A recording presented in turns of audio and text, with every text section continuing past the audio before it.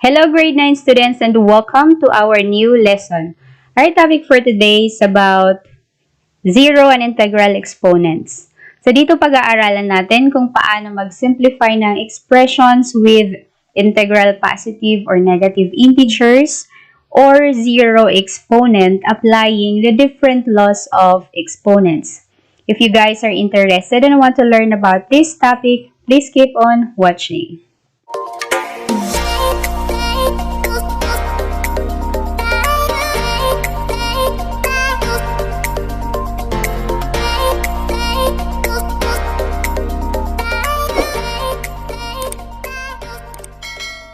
First, let's have a short recall. Ano nga ba ang tinatawag nating exponent? Sa ating example na 2 to the 5th power, ang 2, ito ay tinatawag nating base na nakasulat into a regular number at ang 5 naman, ito ang tinatawag nating exponent na nakasulat sa bandang itaas ng base. Ang exponent ay tinatawag din natin itong index o kaya naman power. Katulad ng sabi ko kanina, this can be read as 2 to the 5th power or 2 to the 5th for short. Exponent tells the number of times a number multiplied to itself or simply a repeated multiplication. Kaya dito sa expression na 2 to the 5th power means 2 times 2 times 2 times 2 times 2.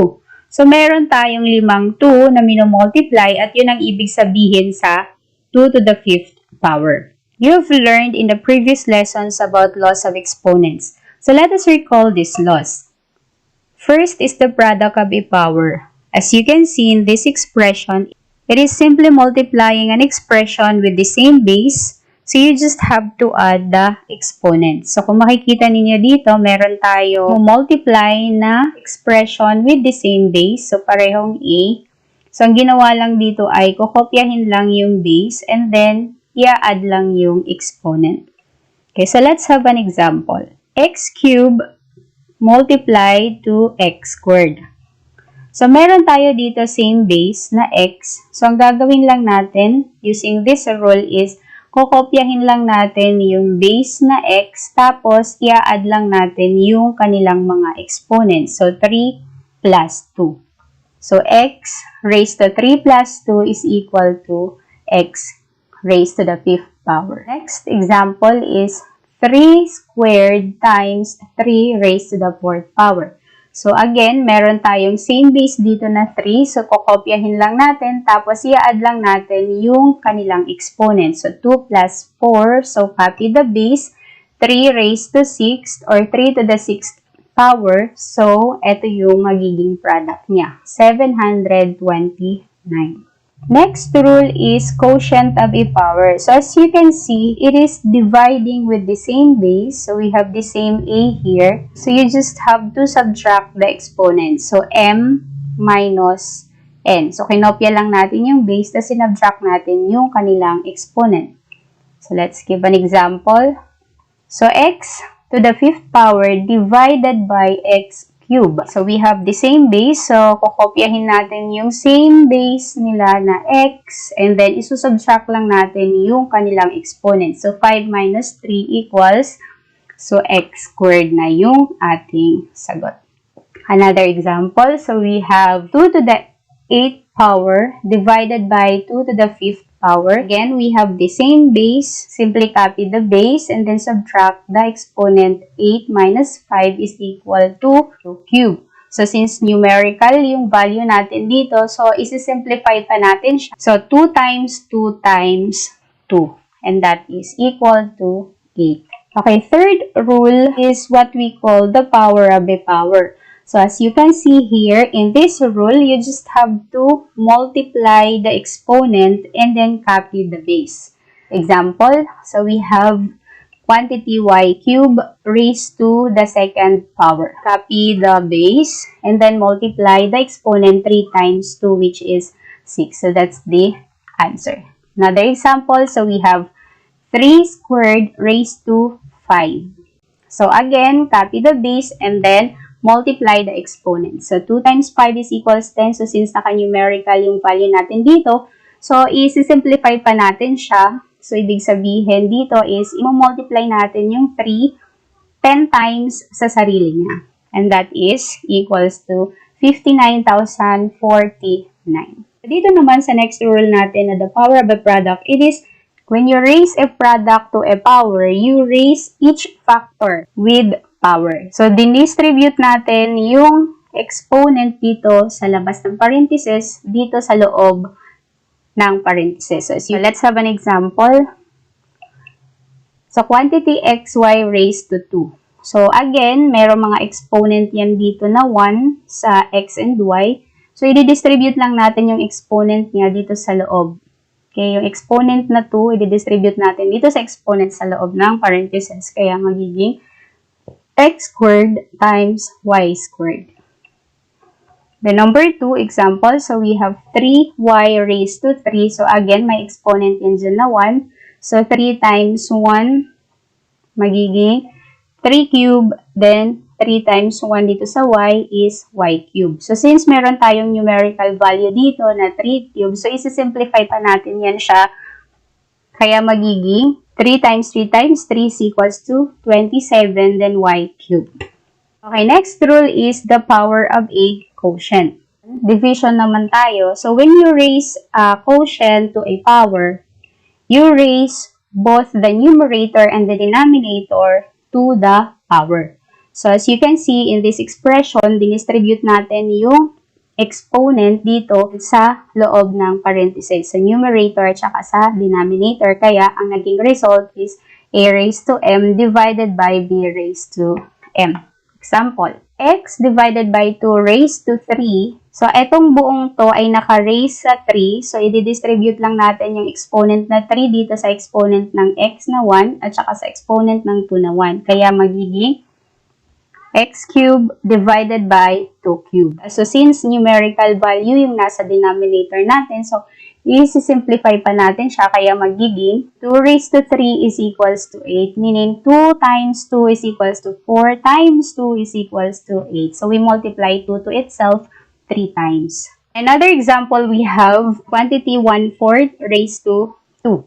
Again, i-distribute natin yung exponent na to dito sa exponent ng 1 at saka sa exponent ng 4. So, we have y raised to 2 and 4 raised to 2. Okay, so kailangan natin siyang i-simplify. So, we have 1 squared is equals to 1, then 4 squared is equals to 16. So, that's the final answer. Now, let's discuss about zero exponent. So, zero exponent rule states that any number raised to 0, ang equivalent niya palagi is equal to 1 for a is not equal to 0. So, let's have an example. Number 1, 7 raised to 0. So, again, any number raised to 0, the answer is 1. Next, number 2 example. So, we have 7y raised to 0. So, dito sa number 2, ang naka-raise lamang sa 0 ay y. Ibig sabihin, ang exponent ng 7 ay 1 at ang y ay 0. So, ibig sabihin yan, ang y lamang ang equivalent to 1. So, copy yung 7 times 1 kasi ito lang naman ang naka-raise sa 0, yung y, kaya yun lang yung equivalent na 1. So, 7 times 1 is equal to 7. Therefore, 7y raised to 0 is equivalent to 7. Another example, we have 7 raised to 0, y. Okay, so sa number 3 naman, ang naka-raise naman sa 0 ay yung 7. Yung y, 1 lang yung exponent niya. So therefore, 7 raised to 0 is equals to 1 times y. So 1 times y is equal to y. So sa number 4 naman, itong buong expression na to ay naka-raise sa 0. So 7y raised to 0. So i-distribute lang natin yung exponent na 0 dito sa exponent ng y sa loob ng parenthesis. So 0 times 1, 0 times 1 is equal to 0. Kaya 7 raised to 0 times y raised to 0 is equivalent to 7 raised to 0 is 1, y raised to 0 is 1. So 1 times 1 is equal to 1. Okay, next example, number 5. 7 times xy raised to 0. So, in this expression, si xy lang ang naka-raise kay 0. So, therefore, si 7 as is pa rin siyang 7 kasi hindi naman siya kasama dun sa power ng 0. And then, dinistribute natin yung exponent na 0 dito sa exponent ng x and y, which is 1. So, kaya naging x raised to 0 times y raised to 0. So, sinimplify lang natin, 7. X raised to 0 is equivalent to 1. Then, y raised to 0 is equivalent to 1. So, get the product. So, we have 7. Okay, next, example number 6. Quantity y raised to 0 minus 7 times y plus 7 raised to 0. So, dito naman sa expression na to, una, kinuha muna natin yung equivalent ng y raised to 0, which is 1. Then, minus 7. So, kinopya lang natin. And then, this one, ito ay buong naka-raise sa 0, kaya automatic ang equivalent niya ay 1. So, we have 1 minus 7 is equals to negative 6 times 1 is equals to negative 6. Let's have our last example for 0 exponent. 16x raised to the 10th power times y raised to the 5th power divided by 2 times x raised to the 7th power times y raised to the 5th power. So, dito naman, himay-himayin natin siya para mas maintindihan natin. So, yung 16 tsaka 2, hiwalayin lang natin siya. 16 divided by 2, tapos yung x raised to 10 divided by x raised to 7 with the same base, tapos yung y raised to the 5th power divided by y raised to the 5th power. So, hinimay-himay lang natin siya para mas maintindihan natin. Then, next, simplify natin sila isa-isa. So, 16 divided by 2 is equals to 8. And then, so since same base yan, sequenopia lang natin yung base na x, tapos, isusubtract natin yung exponent kasi division yan according dun sa laws na diniscuss natin kanina. Tapos, same base again, y, copy, and then subtract natin yung exponent, 5 minus 5. Okay, sunod, copy lang natin yung 8, bring down, tapos isi-simplify lang natin ang mga to. So, 10 minus 7 is equals to 3, so x cubed na siya. Then, 5 minus 5 is equals to 0. So, y raised to 0. Then, next, copy. So, copy lang natin yan kasi isi-simplify muna natin to. So, any number raised to 0 is equal to 1. Then, kunin lang natin yung product ng mga yan. Okay, so the answer is x cubed. Okay, so our next topic will be the integral exponent. An expression has integral exponent if the exponent is either positive or negative integers. So, anong mga halimbawa nito? Okay, so yung 3x to by integral exponent. Okay, yes. So, dahil may exponent itong positive 1, so kapag wala kayong nakikita na exponent dito, automatic, 1 ang exponent nun. So, this one is an example of integral exponent. Another example, so yung 5x raised to negative 2 plus 2. So, ito rin na example ng integral exponent kasi meron itong positive 1 na exponent, positive 1 na exponent, then, and also negative na exponent according dito sa description ng integral exponent. Okay, so another example is m raised to negative 8. So, this is also an example of integral exponent. Now, let's answer the following expression.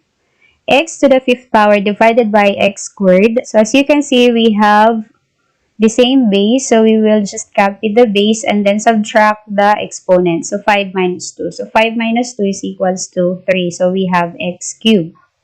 Okay, another. So, we have x squared divided by x to the 5th power. So, kung mapapansin ninyo, binaliktad ko lang yung expression na to. So, ganun lang din ang gagawin natin. Kukopyahin natin yung base and then isusubtract natin yung exponent. So, we have 2 minus 5. So, 2 minus 5 is equals to negative 3. So, kapag ganito naman na naging negative ang exponent, kukuhanin lang natin ang reciprocal. Kaya, ang x raised to the negative 3 ay magiging 1 divided by x cubed. Okay, note, negative sign in the exponent means reciprocal. So, yun yung nangyari dito. So, kapag ang sign ng exponent is negative, so kukunin lang natin ang reciprocal at ito yung mangyayari sa kanya. So, if a raised to negative n is equals to 1 over a raised to n. So, ito yung magiging form niya. Similarly, kapag naman yung negative exponent ay nasa denominator or nasa bandang ibaba, so, ganun din ang gagawin natin. Kukuhanin pa rin yung reciprocal. So, kung nasa ibaba yung may negative exponent, itataas lang natin siya or ilalagay lang natin siya sa numerator. Okay, so let's try this expression. So, 28 times a raised to 5 times b raised to 6 times c divided by 7 times a raised to 5 times b raised to 4 times c raised to 3. So, katulad ng ginawa natin kanina sa mga nauna nating example, so para mas maintindihan natin, so himay-himayin lang natin yung mga ito. So, 28 divided by 7 times yung a raised to 5 divided by a raised to 5. Then, b raised to 6 divided by b raised to 4 times c divided by c raised to 3. Sa unang gagawin natin is, kukunin natin yung quotient ng 28 divided by 7. So, we have 4. And then, kukopyahin lang natin. So, since division naman ito, copy the base and then subtract the exponent. So, a. Then, 5 minus 5. Then, again, same here. Copy the base, b. Then, subtract 6 minus 4.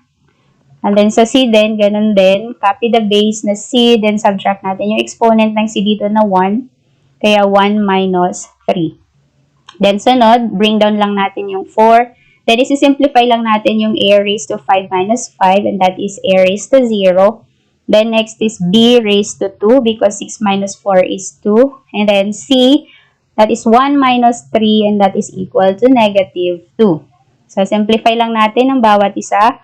So, copy 4. Yung a raised to 0 is equivalent to 1. Then, b squared, copy. And then, as you can see here, meron na naman tayong negative exponent. So, kukunin lang natin ang reciprocal niya. So, lalagyan lang natin yung numerator niya ng 1. Tapos, papalitan lang natin to. Magiging positive na siya. At nasa denominator na siya. Yun yung magiging reciprocal niya. And then, multiply lang natin lahat. So, we have 4 times 1 times b squared times 1 is equals to 4b squared. And then, over or all over c squared. Okay, so yan yung final answer ng expression na ito. Okay, sunod naman ay subukan nating gawin ang learning task 1 sa inyong module. So, pero iibahin lang natin yung mga given para may guide lang kayo. Okay? So, express the following expression into non-zero and non-negative exponents. So, simplify your answer. Okay, so first, so, we have 6 raised to negative 2. So, kapag negative ang exponent, kunin lang natin ang reciprocals. Kaya, magiging 1. Lalagyan lang natin ng 1 sa numerator. Tapos, yung 6 raised to 2, nasa denominator na siya. And then, positive na yung kanyang exponent. Ayan, so, simplify pa natin to. So, we have 1 over 36 kasi 6 squared, meaning multiply natin ng 6 twice sa sarili niya. So, we have 36. Okay, number 2 example. So, we have 15x cubed times y raised to the 4th power divided by 3x cubed times y raised to the 7th power. So, himay-himayin lang natin ulit para mas maintindihan natin. So, yan. So, 15 divided by 3, then x cubed divided by x cubed, then y raised to the 4th power divided by y raised to the 7th power. So, 15 divided by 3 is equals to 5. Then, x cubed divided by x cubed. So, same base naman sila. So, kukopyahin lang natin at isusubtract natin yung kanilang exponent. Then, same here. Copy the base y, then subtract 4 minus 7 yung exponent. Simplify lang natin. So, copy 5. So, 3 minus 3 is equals to x raised to 4, x raised to 0, then 4 minus 7 is y raised to negative 3. So, simplify na natin. So, 5, tapos yung x raised to 0 is equivalent to 1. Then, since negative to, kukunin lang natin yung reciprocal niya. So, ilalagay lang natin dito sa denominator, lalagyan ng 1 sa numerator, and then positive na yung kanyang exponent. So, ang simplified form na niya is 5 over y cubed. Because 5 times 1 times 1 is equals to 5 all over y cubed. Number 3. We have quantity 2y raised to 0. So, ito ay naka-raised to 0. Then, x raised to negative 3. Then, z raised to negative 5. All over quantity 14xyz raised to 0. Sa una, since itong 2y ay naka-raise sa 0, so itong dalawa lang to ay naka-raise sa 0, and any number raised to 0 is equivalent to 1. Tapos, Ito naman si x raised to negative 3, nasa ibaba na kasi negative ang exponent niya. So, kukunin lang natin ang mga reciprocal niyan, itong dalawang tong negative. Kaya ang reciprocal niyan, kung yan ay nasa itaas, ilalagay lang natin siya sa ibaba. Ganun lang kasimple ang pagkuha ng reciprocal. Babalik na rin lang natin. Kung nasa itaas, ilalagay sa ibaba. Kung nasa ibaba, ilalagay sa itaas. Okay? And then, so ito na siya. Nasa ibaba na. Tapos, ito naman, yung 14xyz, buong expression na to ay naka-raise sa 0, kaya automatic, yan ay equivalent to 1.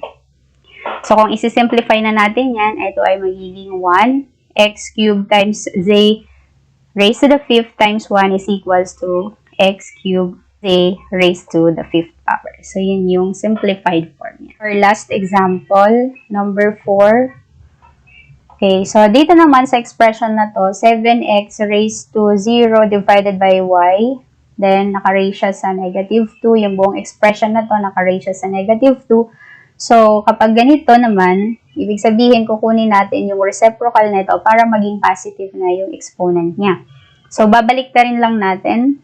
So, magiging y divided by 7x raised to 0, and then this time yung power niya or yung exponent niya is positive na kasi na-reciprocal na natin siya dito.